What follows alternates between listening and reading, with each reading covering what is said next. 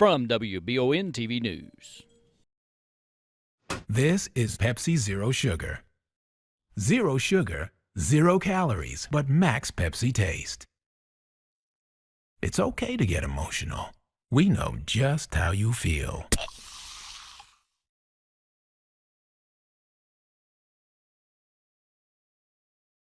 With the recent death of Star Fetcho, the 16-year-old athlete from Dunbar High in Fayette County, we were interested in Madison County schools and athletic programs and their ability to be prepared for such cardiac incidents.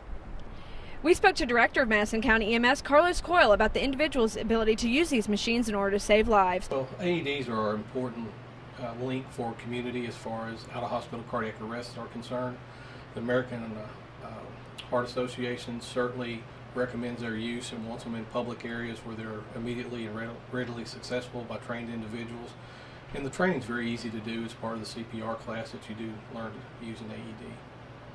Even if you're not familiar with that type of AED, if you can find it, locate it, apply it to the individual, it will walk you step by step through the entire process. Cardiac arrest in the youth is pretty rare, fortunately. I think the average age of out-of-hospital cardiac arrest is typically in the 60s, but there are certainly events of younger folks who do suffer sudden cardiac arrest. 350,000 out-of-hospital cardiac arrests in our country. About half of those occur at home, but the other half occur at workplace or in public or something like that. That's where we can make our biggest difference because the survival rates across the country are pretty dismal, less than 10% in most areas.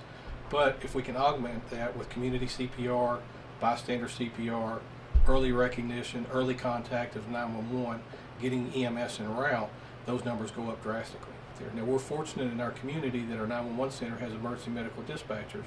So even if you do not know how to do CPR, if you call 911, oftentimes it's from a cell phone, put it on your speakerphone. The dispatchers are trained and they will walk you through step by step how to do CPR, at least the compression part of it. I think we're missing a lot of AEDs in the database at the 911 center. So if anybody has one that they're currently using, even if it's been there for a while, it'd be nice for us to update our files because businesses do move. They may or may not still have an AED, or they may have given us that information. We just want to make sure that it's still on file. They could call us at 859-623-5121. We also went down to Madison Southern and talked to Athletic Director Calvin Creech about how many of these AEDs they actually have on campus. All the coaches have to have AED and CPR certification. That's the Kentucky state law. It's not a Madison Southern rule or Madison County rule. And they have to be in working order, and we have to check those at least once a month.